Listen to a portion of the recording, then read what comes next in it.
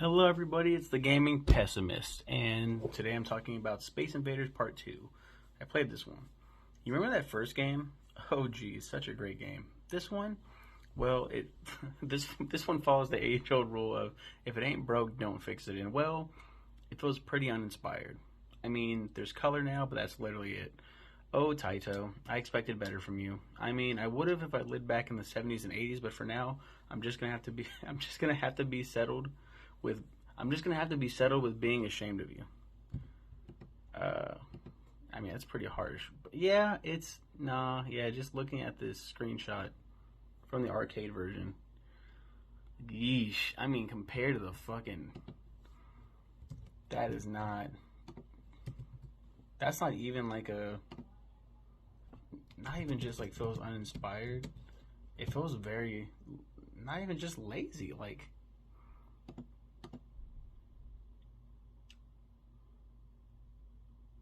yeah, it's the literal exact same everything.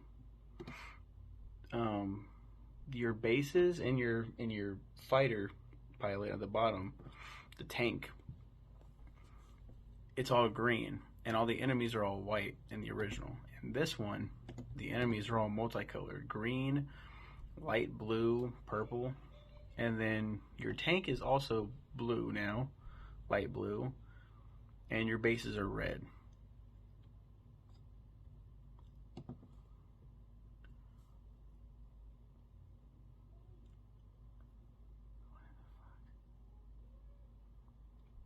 The North American release was titled Space Invaders Deluxe. That sounds more accurate to what this title is. Part 2. Story wise, it's if you call it Part 2, if you're calling it Part 2, it's the same first game, but it's just continued. And the fucking poster is so much better than Part 2. Part 2 is okay. It's just a copy of the first one. The second one might be a little bit better, actually, if I'm honest. Like it looks better. I mean, it's like almost copy and paste. Now the second Part 2 is a better poster, but while the gameplay was largely identical to the original Space Invaders, it added several new features. The high score limit was increased to 99,990 points compared to the original's more conservative 9,990 limit. I was gonna say big fucking deal, but it is a big fucking deal. While also allowing the player to save their name as initials next to their high score. What? The original didn't do that? That's how old that fucking game is. You couldn't save your initials? Bro, what the fuck is this? It also introduced the use of brief comical intermission scenes between levels, where the last invader who gets shot limps off screen or precursor to the cutscene breaks that later appeared in Pac-Man. Did Pac-Man have those? I know Miss Pac-Man did. Pac-Man did too? I just fucking I still stand by my review, like a high score limit and some little rinky dink ass barely bullshit cutscenes. I don't care. I don't care. I don't care. That's stupid. Um, hmm.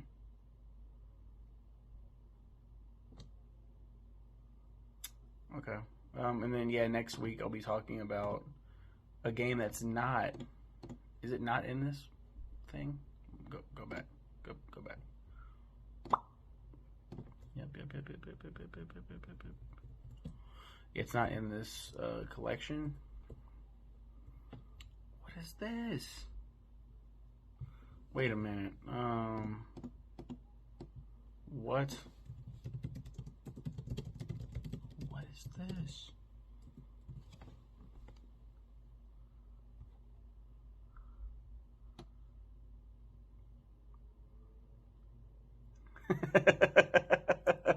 Okay. So next 2 weeks I'm going to be talking about Space Invader stuff. But the next review, it's not in this collection. Okay. Jesus. What? So I played the first technically 4 games. 78 was Space Invaders. 79 was Space Invaders Part 2. So the next 2 weeks I'll be talking about Space Invaders 2 next week. It's not in the Taito Legends collection. And then Return of the Invaders, which was an arcade exclusive. So was Space Invaders 2.